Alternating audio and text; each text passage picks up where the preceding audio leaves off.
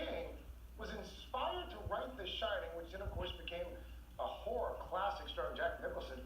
Our guy, Matt Bradley, he got a tour of the hotel where the story began. And thanks for showing up in costume. Thank you, of course. That's right. 44 years ago, on October 30th, 1974, Stephen King stayed in the Stanley Hotel in Estes Park, Colorado. And that hotel inspired the infamous Overlook Hotel in the movie The Shining.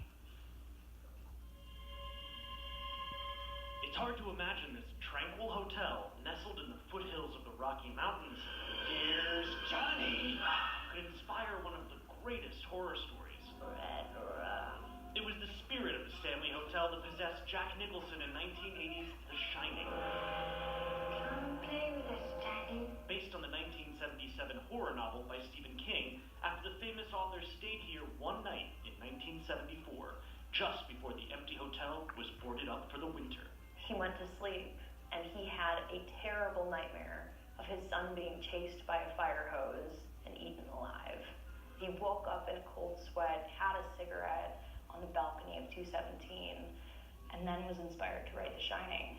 This hotel inspired King, but when director Stanley Kubrick turned the book into a film, he didn't film here.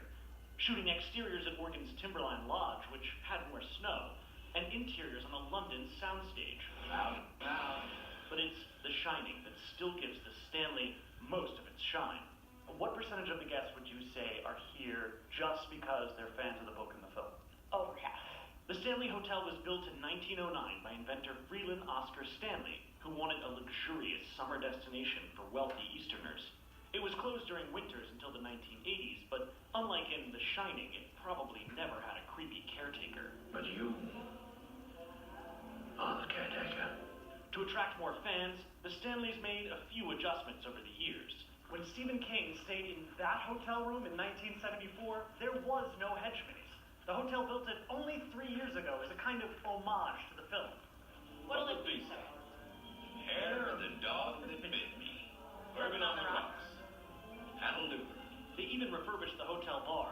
Now it more closely resembles the infamous scene with Jack Nicholson. So close, it almost possessed me.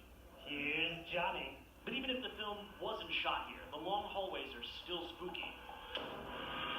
So is Stephen King's famous room. In the film, room 237 is haunted. But in the original book inspired by this hotel, it's room 217. It's the top attraction. To spend the night here, you have to book years in advance. Is this a haunted hotel? I do think it's very active. Everyone has their own experiences, but you'll have to come here to experience it for yourself. Active with what? Paranormal activity? Ghosts? Spirits. The hotel offers ghost tours and at Halloween, a huge Shining-themed ball, a masquerade party, and a murder mystery dinner. And for those who want it, a hint of historic horror. Wow.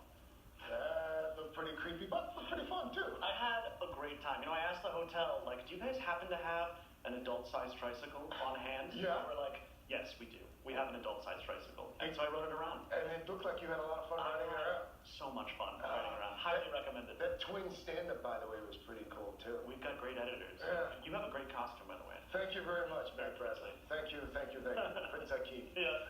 Matt.